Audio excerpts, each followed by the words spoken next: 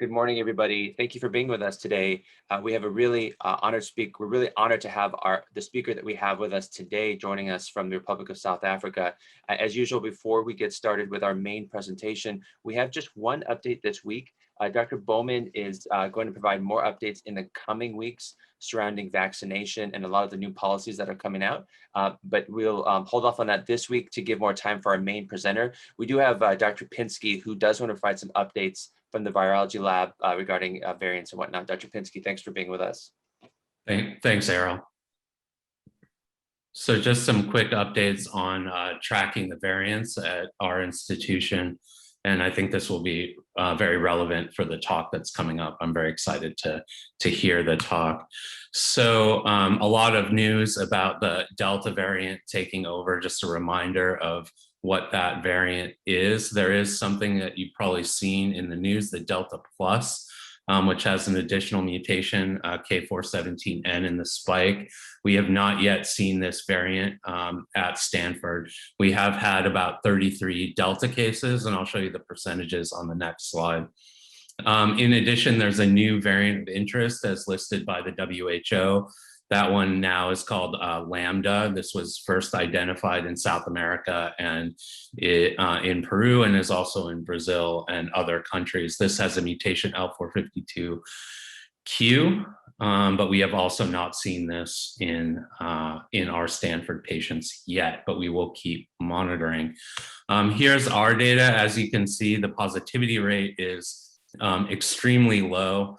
And this is looking at the mutations associated with the variants and not necessarily all the sequences. In any case, you can see now the Delta variant is the most common variant of our very few number of cases, accounting for about 60%, although you can see there's a limited number of cases. In contrast, in all of California, it accounts for about 14.5%.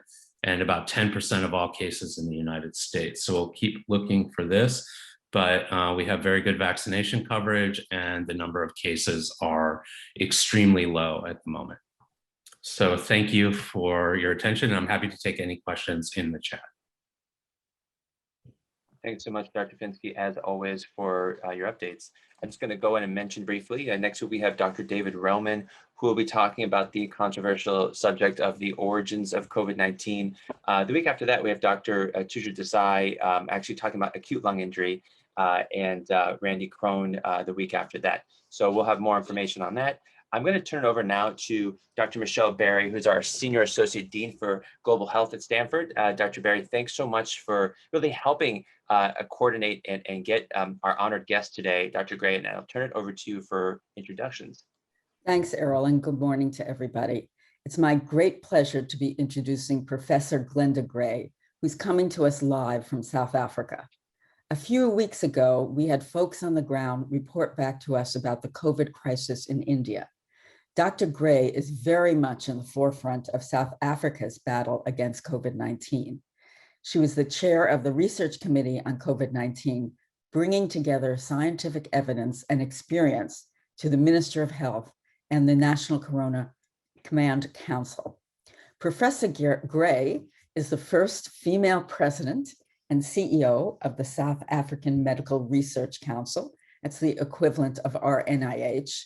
In her first 5-year tenure at the helm of the South African Medical Research Council, she improved funding drastically for Black African scientists and promoted funding for women scientists and younger investigators. Dr. Gray studied medicine and pediatrics at Wits University in Johannesburg, where she remains a full professor. She's world-renowned for her research in HIV vaccines and interventions to prevent mother-to-child transmission of HIV.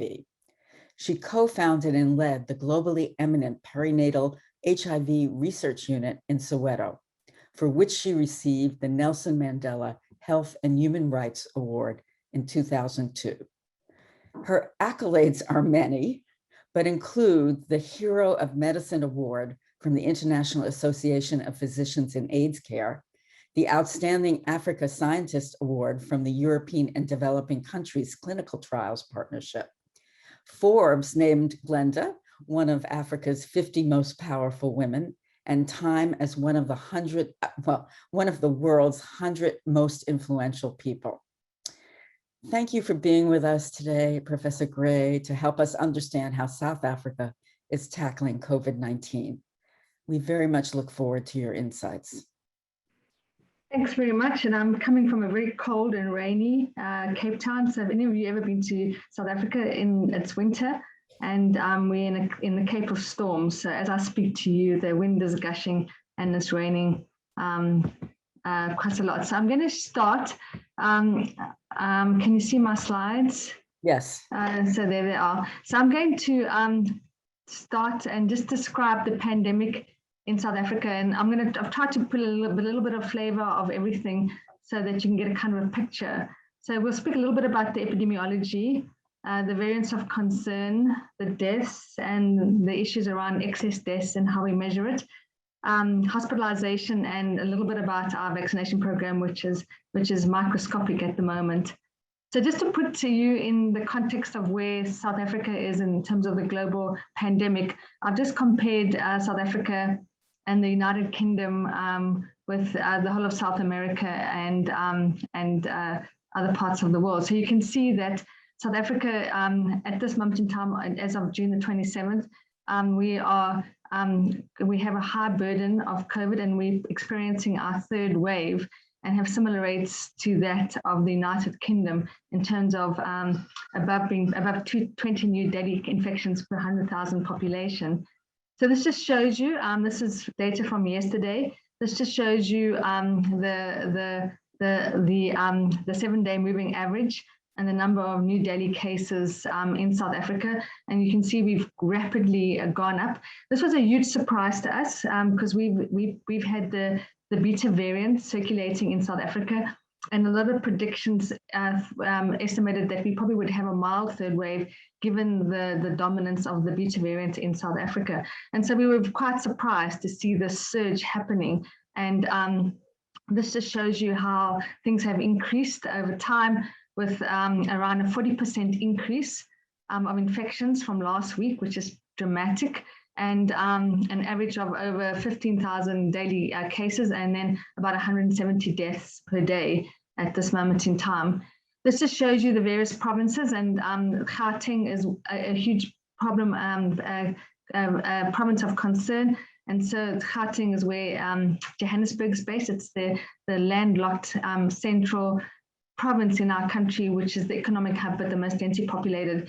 And so it was surprising that this province took off first, and the rest of the country has now entered into its third wave. But this just shows you, and the Western Cape, where I'm at the moment, has also entered its third wave as we speak. This just shows you the age and sex distribution of the new cases, to show you that most of it's in the kind of 30 to 50 age group in terms of being reported. That just shows you a typical distribution of the cases as of yesterday and as of today. And this just shows you cumulatively in South Africa, as you know, we have had very little burden of disease in young and adolescents and young kids are going to school, and the burden of infections has mostly been led by the more ambulant population, particularly the young people in South Africa. Just to give you a little bit of background, because I always think it's important, you know, so we balance in South Africa lives and livelihoods. And when we have huge outbreaks, our country normally goes into a lockdown. At this moment in time, we're on a level 4 lockdown, and we've had to close our schools. And when we close our schools and when we close restaurants and other industries, a lot of people run out of money. And yeah, you can just see that people have in terms of non-grant households and grant-receiving households, the people that ran out of money to buy food, people who've gone hungry, and a child that has gone hungry. So the balance between lives and livelihoods is always quite difficult. And there's also obviously the issue of depression and its relationship to hunger in South Africa. So obviously huge lot of depression, which is fueled both by being in lockdown and also losing your job and having to deal with the devastation of the pandemic. Also, we've had a lot of school loss, and the school loss has been particularly emphasized in the poorest of our country. Going into lockdown again, we tried as a technical advisory to try and keep the schools open as much as possible, but there are a lot of people who have a lot of interest, and so sometimes one has to close schools because a lot of people, trade school unions, teachers, parents are all worried about what's happening, and so schools and children are the first ones to suffer in a pandemic. So just go to the variants of concern. So if you look at May this year as compared to June, you can see how things have changed. So in May, most of our variants of concern were beta, and this swiftly has changed to include Delta, which was a huge surprise in South Africa. And this, you can just see the distribution: alpha, the 21, the beta, the Delta, and the beta, and how it's changed over time, with a little bit of Kappa, as you see in this graph. And this just shows you the province, Johannesburg, what's happened over time. That first of all, a lot of beta, and then suddenly now around more than 50%, up to 75% of the circulating variant in Johannesburg is the Delta, and that's the reason for the huge surge that we've had in our country. Just looking at the variants of concern circulating over time in our provinces, and with emphasis in the Gauteng province where Johannesburg is, you can see rapidly the replacement of the beta virus variant of concern with Delta, 21A and 21B, and you can see a little bit of alpha in this, and you can see how different this was to before. So I think it's very important to see how the variants of concern circulate over time, and also the lack of vaccination may have a lot to play with what we're seeing here. So just going on to deaths, it's very hard to know exactly what the death rates are in South Africa, and these are deaths on the death certificate, and this might be an underestimate of deaths. We think that we're hugely underestimating deaths in our country, and the reason why we think this is because we look at our excess mortality. So the South African Medical Research Council has for decades tracked deaths in the country, and it was the same burden of disease unit that showed that HIV/AIDS was increasing in our country, and during times of AIDS denialism, and provided the data that refute the president's claim that there was no such thing as AIDS in our country. But then you can see, the first wave, the second wave, and now we're going off into the third wave. If you have a look at the Johannesburg, you can see that we're having excess deaths. So this is reported. This report came out yesterday, and we already have had more deaths in Johannesburg in our third wave as compared to our first and second, and it looks like it's getting worse. When we have our waves, our hospitals run out of oxygen, and it frankly is quite distressing. People are waiting in cars outside the hospital. They're getting oxygen in their cars. They're waiting in chairs in the emergency room, or waiting for a bed.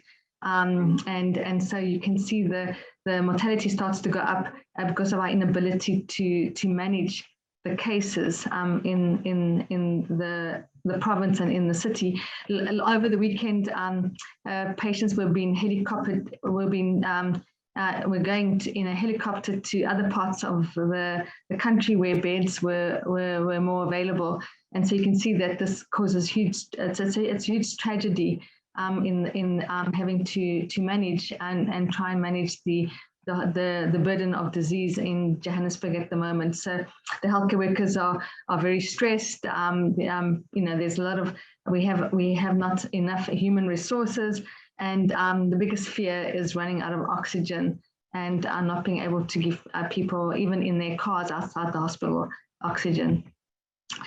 We have an interesting phenomenon when we go into lockdown.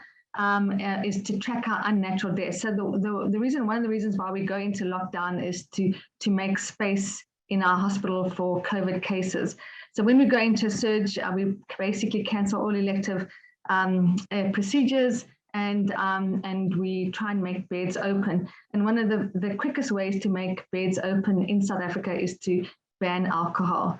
So we have 4 interlocking epidemics in South Africa. We have an epidemic of communicable diseases led by TB and HIV, an epidemic of non-communicable diseases.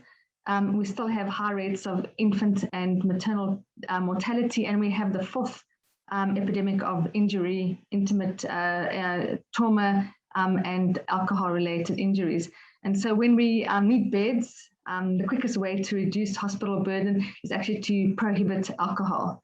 And so a week ago, the country, the president banned in alcohol sales, and this frees up beds. And you can see there's a nice track. So every time we go into a hard lockdown, so if you look at number 7, you look at number 0, that's when we went into our first lockdown. And then we went into another lockdown at 3, and then we went into another hard lockdown in December, and this brought down the unnatural deaths. And then so we have prohibition of alcohol and curfew, and this seems to drive down the unnatural deaths in the country. Just going to hospitalization. So this just shows you, and I think it's probably similar all over the world, it shows you the distribution of hospitalization, maybe a bit different in South Africa. We probably have more hospital admissions in the younger age group as compared to the older age group. Remember, we have a youth bulge, and so we have a much more younger people in South Africa than elderly people. But yeah, I can see, like, consistent with other parts of the world, very little hospital admissions, very little death in the under 20s. And then what's different, I think, in compared to the US data, is that we do have a high burden of disease and death in the 50 to 59-year-old age group and the 60 to 70-year-old age group, much more than what you see. I think in the US, you start to see a burden of disease in 70 plus, but you can see that we have quite a lot of burden of disease and death and dying in younger people in South Africa. So just currently, at this moment in time, there are about 9,000 people in a general ward, in high care 865, and almost 2,000 in ICU. But remember, this is also underrepresented because we run out of ICU beds, so it's not really an indication of lack of demand, but just lack of space of beds. And this just shows you at this moment in time, as of yesterday, how many had been discharged alive, how many had died, who were still in hospital, who'd been transferred to another facility, and who had died not of COVID, but had died because they had COVID. They had COVID, but they didn't die of COVID. So this just gives you an indication of the kind of burden of disease that we have. Sure, I think my slide has, oops, sorry. And just looking at healthcare workers, and just to show you that there's a high burden of illness and disease in healthcare workers. If you have a look at looking at the epidemic over a year, we had around 163,000 non-healthcare workers with COVID who were hospitalized, and of these, and around women, and around 4,500 female healthcare workers, and with men about 72,000 non-healthcare workers being admitted, and around 2,000 men who were healthcare workers. And this just shows you the distribution. So healthcare workers are affected. We've had inadequate PPE, we've had PPE scandals, tender scandals, we've had corruption, and the people that have really suffered because of the corruption in our country have been our healthcare workers. Looking at this healthcare hesitancy, this just shows you some of the impact that a COVID pandemic has on care. We have women who were pregnant and needed to start heart, being too scared to go because of fearing of getting COVID, transport issues, and then basically having stockouts. and then also a decline in women accessing antenatal care when they were pregnant, mostly because they were scared of getting COVID, so people don't go to the hospitals. And we see this also with TB diagnosis and HIV diagnosis. Rates before lockdown and during level 5 and 4, that we just dropped the number of HIV testing, the number of CD4 counts, and the number of TB tests. And so you can imagine we're sitting on a huge explosive situation when it comes to HIV and TB in South Africa because of the lack of access to care and the fear of accessing a health system, as well as a health system has been repurposed to manage COVID-19. So just finally, to end off, I thought I would just talk a little bit about vaccination because we're an under-vaccinated country. But just to say that South Africa did contribute a lot to the COVID vaccine research. We were part of the Pfizer biotech where we enrolled participants. In South Africa, we also enrolled in the Janssen study, the Ensemble 1, that showed a 64% efficacy in South Africa during the time we were the Beta variant was circulating. Novavax, we also saw a drop off in efficacy to around 48% because of the Beta variant. And then in AstraZeneca, a huge drop off of efficacy because of the Beta variant. And so when we had to choose vaccines, we were limited in our choice. We had ordered 1 million doses of the AstraZeneca vaccine, and when they arrived, this data came out and the country decided not to use the AstraZeneca vaccine, which caused a lot of furor amongst researchers and advocates, and South Africa eventually sold these vaccines on, and we had to rapidly do something. And that's when we knew that we knew 3 weeks before this that the Janssen Ensemble 1 study worked, and we managed to procure about 500,000 doses of investigational product from Janssen to start a phase 3B open label study for healthcare workers in South Africa. So we were able to rapidly, so we knew about it on the 27th of January that the J&J single jab Ad26 vaccine was working. And so we were able to work with the US government and J&J to use investigational vaccine to do a phase 3B open label study amongst 500,000 healthcare workers before any EUA had happened at a global level. And this was based on data coming out of the study that showed in South Africa in the circulating Beta pandemic that there was a reduction in severe and critical cases of COVID in South Africa. And based on this data, we used this as a rationale to forge ahead before any EUA had happened to offer this vaccine to our healthcare workers in anticipation of preventing COVID during the third wave. And so we made this vaccine immediately available because we felt it was safe, it was efficacious, it was easy to roll out, but it wasn't yet fully licensed. And so that's why we did this pragmatic study, which ended, and we're busy analyzing the data at the moment. And so this was the first thing we could do, and this lasted until the 17th of May. And at that stage, we were able to procure Pfizer vaccine for a general rollout. At this moment in time, we have only Pfizer and the J&J vaccine. There were delays with the J&J vaccine because of the contamination of production at the Baltimore plant.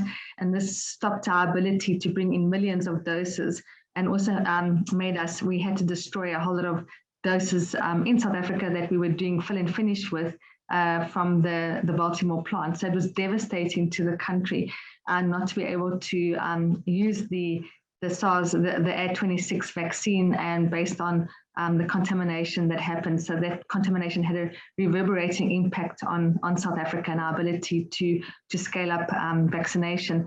But this is just basically, we were able to, with 32 research sites, who had never done any implementation science, I think we were able to basically take what we learned in the clinic and rapidly transfer this into operational research. We created mobile units. We went into rural hospitals, and this just shows you the amount of spread that we were able to do with these 32 research teams that went all over the country to deliver vaccinations to healthcare workers over a 12-week period. We also were able to create a safety desk, set up a call center, and we set up active and passive surveillance systems, which has been critical in us trying to understand the value of this and doing some trying to evaluate the effectiveness of this rollout, particularly now with the Delta variant that's ongoing. During the rollout of the A26 vaccine, the FDA and CDC paused the rollout of the A26 vaccine program in the US. And this had a reverberating effect, and we had to stop vaccinating healthcare workers in South Africa for 14 days while we tried to get our regulators to open up. And in this time, we did a quick review to try and show that the rates of thromboembolic events in South Africa were not dissimilar to what was published in Ensemble. And this led it to the NEJM. Speaks to about 280,000 healthcare workers and looks at the kind of things that we were seeing, and shows you that mostly what we were seeing was breakthrough infections before 28 days, a lot of HIV disease, which was related to TB as well, one case of anaphylaxis, and we summarize our vascular disorders, which was quite small, and gives you the rate per person per 100,000 vaccinated.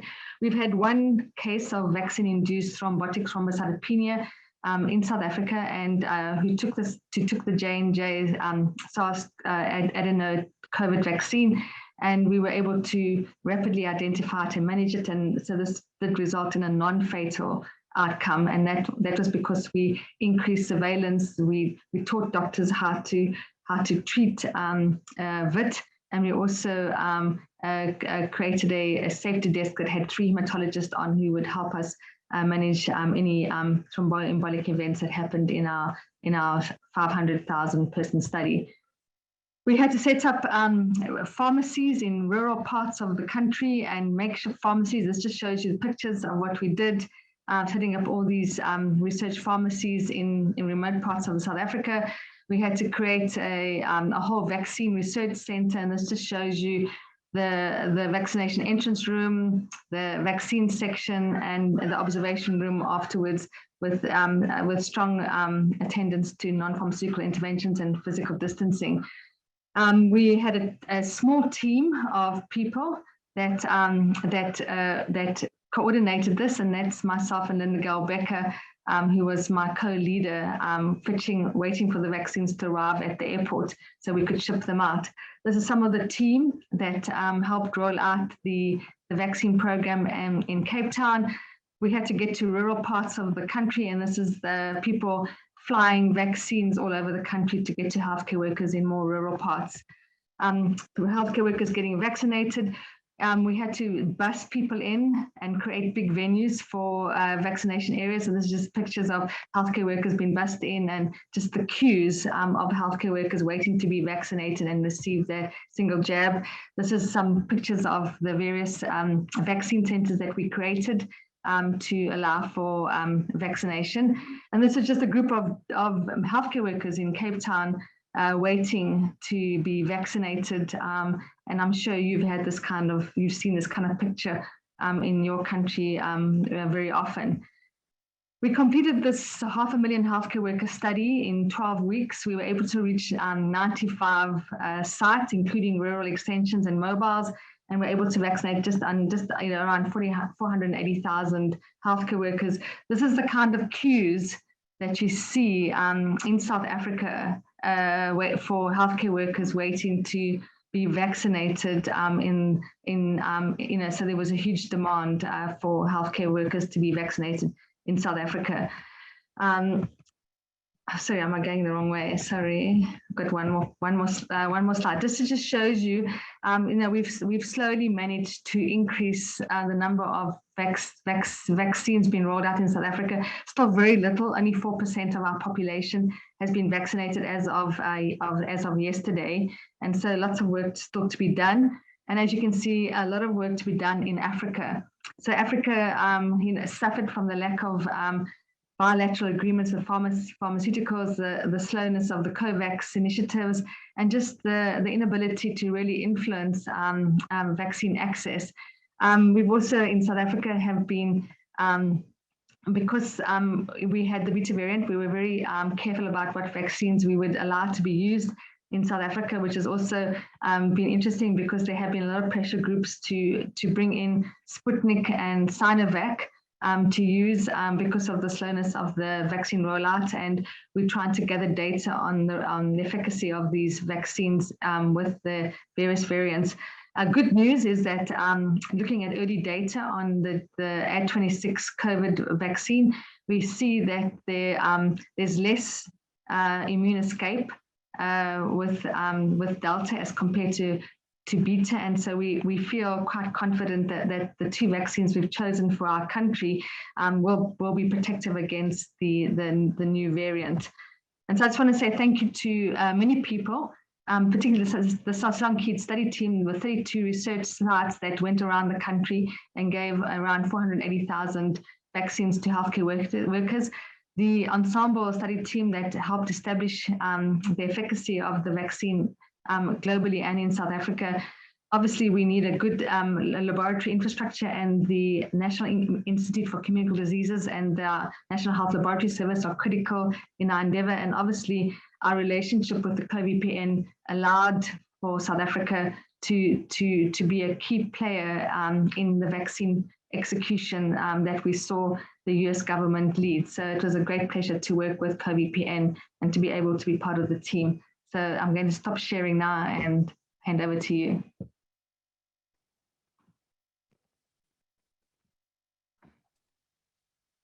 Thank you, Glenda. Let me just, okay. First, feel free to send questions to Dr. Gray. Glenda, can I start off the questions? We're obviously very interested in this Delta variant, and I just questioning, have you seen a difference in the clinical presentation of the Delta virus? For instance, we've been hearing chatter that there's less smell and taste abnormalities. We've been watching this great mucor epidemic that's happening in India, where diabetes seems to be more out of control with this variant. Can you comment on some of the clinical symptoms that you're seeing? Yeah, we think that the clinical presentation has been different. And when we first told our virologists and our molecular scientists that the presentation is different, they just said, oh, it's part of a spectrum.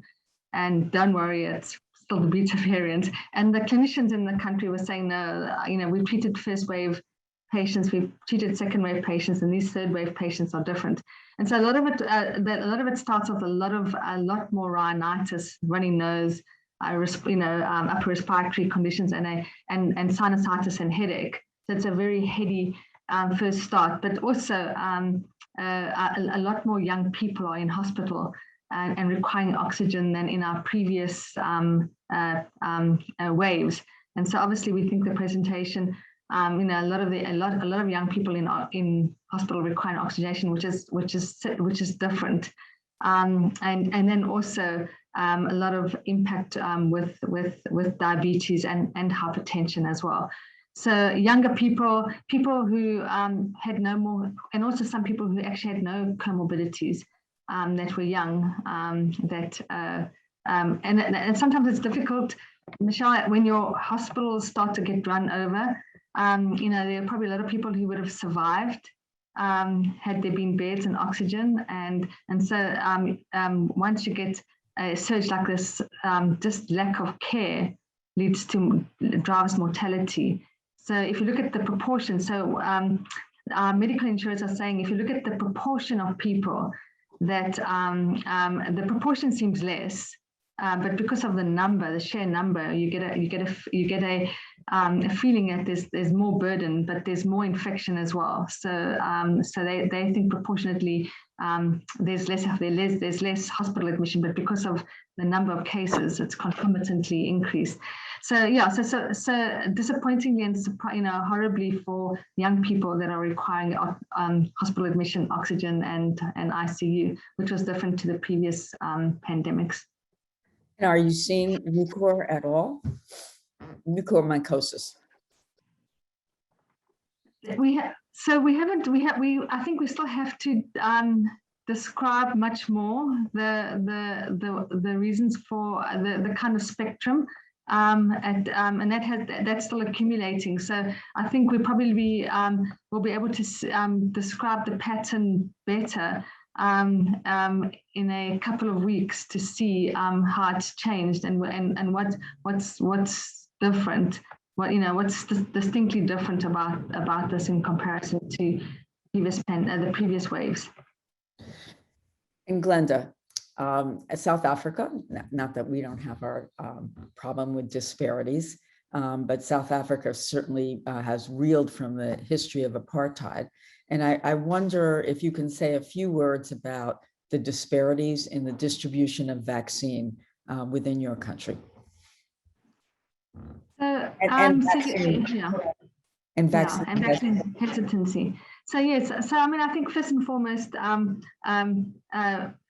people of color, black South Africans have been more disproportionately affected as compared to white to their white counterparts, and this is both socioeconomic and access to medical services and affluence.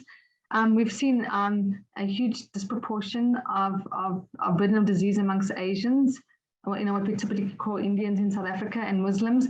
And so the Muslim community have been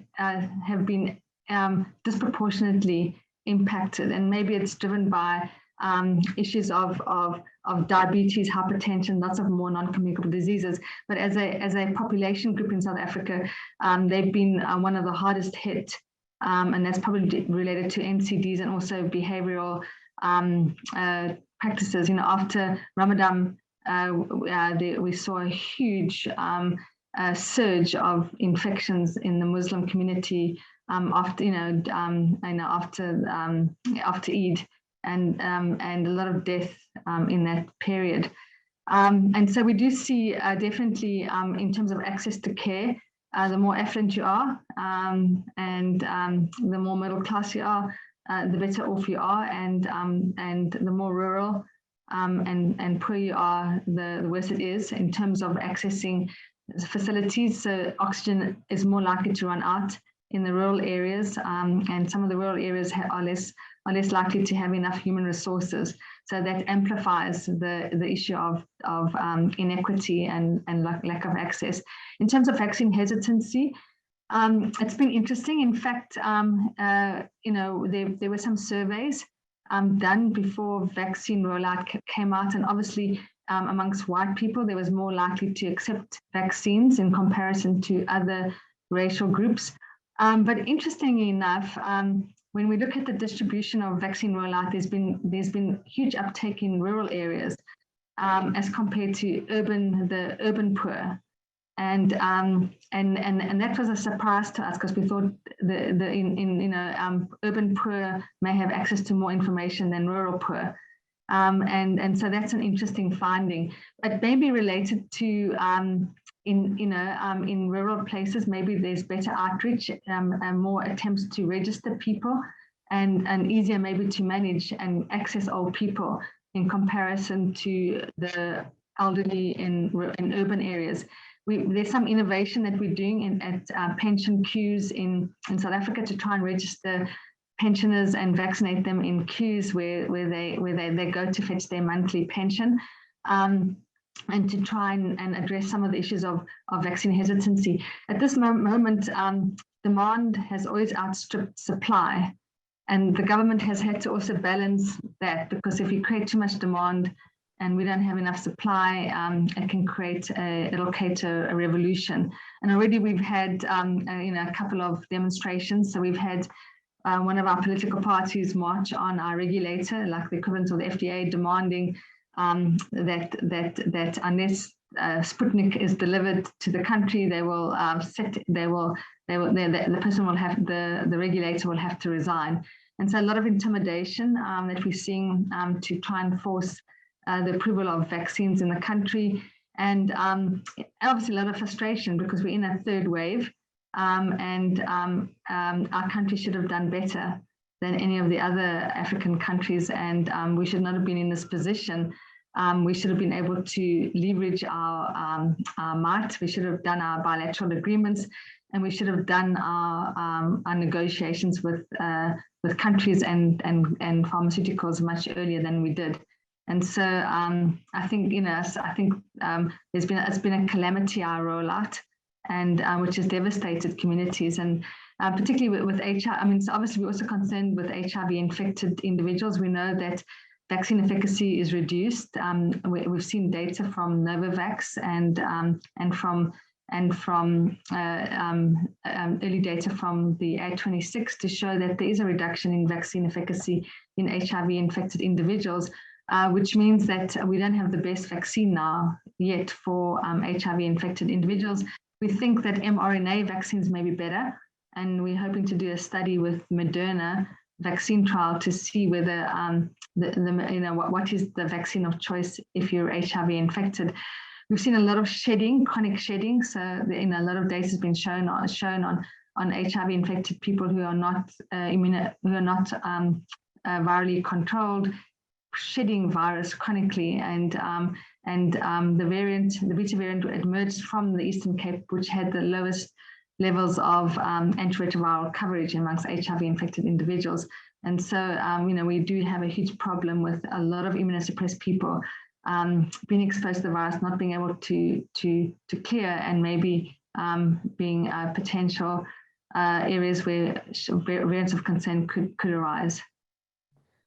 In the chat, Kevin Sherman has mentioned the fact that the Serum Institute in India has stopped distributing vaccine. Has that impacted South Africa at all? I mean, they're obviously putting their attention to India because India is obviously in a terrible crisis. Were you accessing that vaccine, or are you mostly negotiating with COVAX, or are you mostly negotiating with US companies directly? So South Africa, fortunately or unfortunately, which was at our peril, put our eggs in two baskets. And that one was the Pfizer and the other one was the A26. And we had a wonderful deal, an arrangement with J&J to provide us 40 million doses of the A26. And this was supposed to fly, but then there was the whole debacle with the contamination at the Baltimore plant, which basically killed one of the sources of vaccine for us, because that we were going to use. We had already set up a tech transfer and had a company in South Africa making vaccines, and we had to destroy all that vaccines because of the contamination. So the one vaccine that we chose, it was catastrophic because we just couldn't access it because of the contamination. And then the other one was the Pfizer vaccine that we negotiated too late with. And so the vaccine will only open up, the vaccine supplies to South Africa from Pfizer will only open up in end of July, August, because of the global supply shortage. COVAX has not been able to, so we basically swapped out our vaccine. We were going to get AstraZeneca from COVAX, and then we swapped it out for Pfizer, which then meant that there was a delay in getting the Pfizer vaccine. And so South Africa chose these two vaccines, and which had, there's good data to support efficacy against the Beta variant and now the Delta, but just the lack of access, has meant that, we haven't been able to roll out the vaccine like we should, and has caused, obviously, is one of the reasons why we're in a lot of trouble now with the Delta variant. So one other two questions. One, is I assume you don't have access to monoclonals and remdesivir and some of the more expensive, or is there a black market for that, or is that disparity distributed? If you're on a medical aid, if you have medical insurance, you can get it. And people who have got medical insurance or who can afford to pay, do pay. And so we can access them, but it's not routine care. So it's only the people who have medical insurance or the people who can pay out of pocket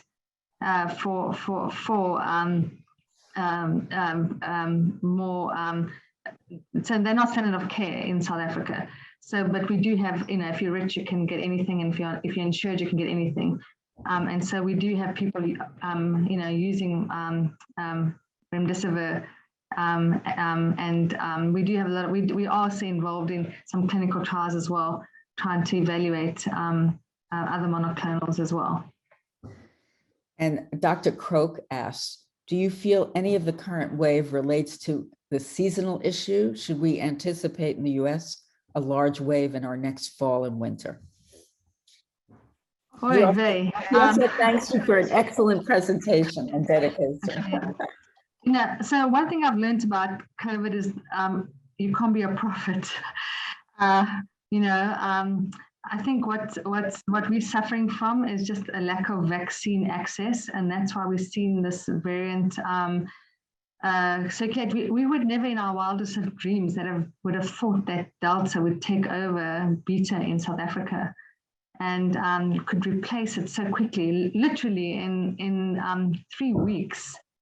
Replaced it, and so obviously we were also going into the winter months as well. So it was a combination. So anyway, so what happened is a combination of things. We have the Easter weekend, which means people move around. We had Eid, which also caused a lot of super spreading. So religious gatherings, Christian and Muslim religious gatherings, started, helped with the propagation, and then going into winter months, and then not being vaccinated, all culminated into a catastrophe in our country. And so I think the most important thing is the vaccination, and a good vaccination. Because if you look at Mauritius and Seychelles, and you look at Brazil and you look at Argentina, they're fairly well vaccinated populations. But if you don't choose the right vaccine at the right time, you may be at your peril. And I think the question is whether we should now bring in AstraZeneca now that we have Delta. We know that AstraZeneca works well against Delta. Can we procure AstraZeneca quickly, or do we just stick with the two vaccines that we've got and just hope for the best? And I think for you, where you are heavily vaccinated, it's critical to follow breakthrough infections. So we do. So with our study, our SAMRC study, we trace every breakthrough infection, and we do genotype it. And now we obviously, because we've got so many infections, we're now obviously only going to do the people that are in hospital or the people that die, and do some random sample of the people that are mildly infected. But our whole country has a surveillance system that we set up very early on, and if it wasn't for that surveillance system, we wouldn't have known about the Beta variant.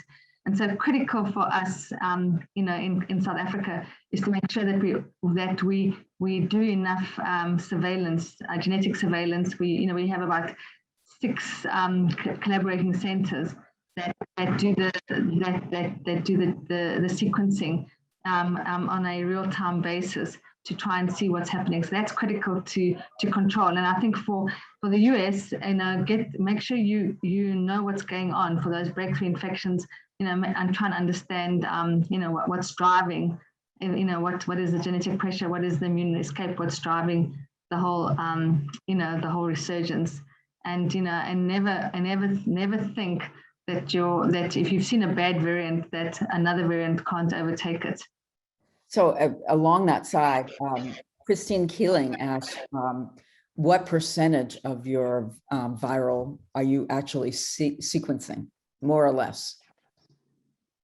So it depends on the site, but a fair amount. So I would say about a third of the viruses that get sent through. I mean, so I think about a third of the infections that we've got on nasopharyngeal swabs are sent through for sequencing. So a fair amount, thousands at a time. Ben, if you're still on it, do you know what percentage of the US is sequencing? I am still on. I don't know that percentage. I'm sorry. It's okay. Glenda, Dr. Moran, David Moran asked, is there a national mandate or policy for wearing masks? Yeah, you can go to jail if you walk around without a mask in public. So no one's allowed to leave the house without a mask on. And if you don't have a mask on, you can be arrested and thrown in jail. We've increased police presence in the country as we go into level 4 lockdown, and there's zero tolerance to non-mask wearing in public spaces. In fact, you feel weird if you kind of get out of the car and you've forgotten your mask. And people are horrified. So I was in a shopping mall with my daughter on the weekend, and a girl walked past and she didn't have a mask on, and everybody in the shopping center was horrified and was saying, "Where's your mask? Where's your mask?" So we are horrified when we see people without masks on in the public. So it sounds like there's a lot of public pressure as well. Linda Clever asks, has WHO been of any help to South Africa? And she thanks you for your work. That's a double-edged, that's a hard question. So there's been lots of disagreements with WHO in South Africa. One is around the school closures. They were very conservative, and so we found ourselves at loggerheads. We were recommending keeping schools open. They were recommending closing schools. And so we had a divergence of opinion on the schools. We also had a divergence of opinion on the use of the AstraZeneca vaccine when we felt that it didn't work in amongst the beta variant, and so we diverted from what they were recommending and actually didn't use it. So that we were. So I guess the important thing about South Africa is we have a ministerial advisory committee that looks at all the evidence and makes recommendations based on the global evidence, and sometimes it's in line with WHO and sometimes it's not. WHO does give advice. We do collaborate, but we also are our own country and feel sovereign and feel the need to be able to make our own decisions based on our own data, and we'll use people, but we'll spend a lot of time consulting experts from all over the world to make the right decisions about things, particularly around vaccinations, around school opening.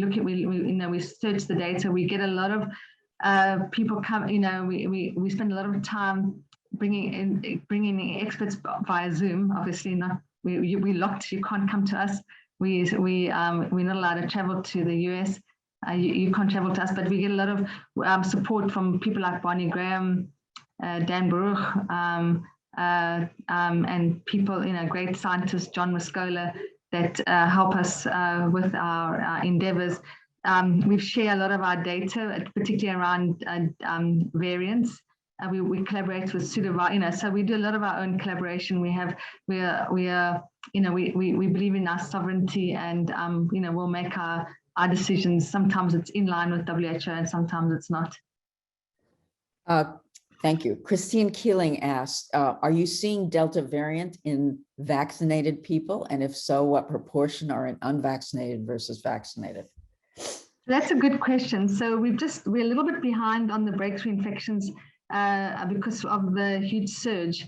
But we've seen some breakthrough infections from Delta, but and it might change. So obviously the Delta has been around now for 2 or 3 weeks. And it may change, so we might see more Delta coming through now than we did in the past. So when we last did our sequencing, it was kind of 1 in 15, and it's probably much more now. So I think we'll have some more data they're running more samples this week to see if there's any more Delta, but we do expect Delta breakthrough as well. Anecdotally, and maybe just our clinical impression, of all the breakthrough infections that we've had in the 826 healthcare worker program, around 93% have been asymptomatic, 4% moderate, and 3% severe.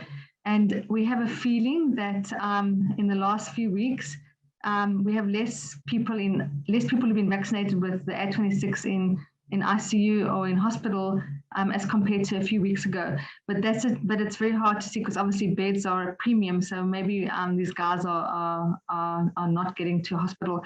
But our feeling is that a lot of the infections are asymptomatic.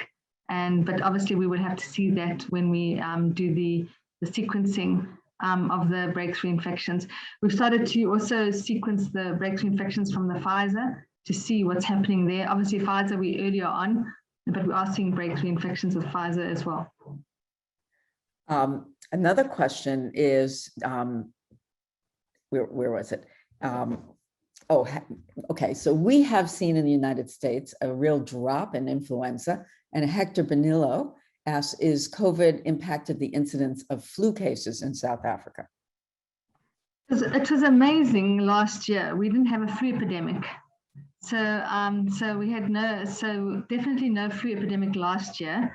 And even our RSV season for children was postponed.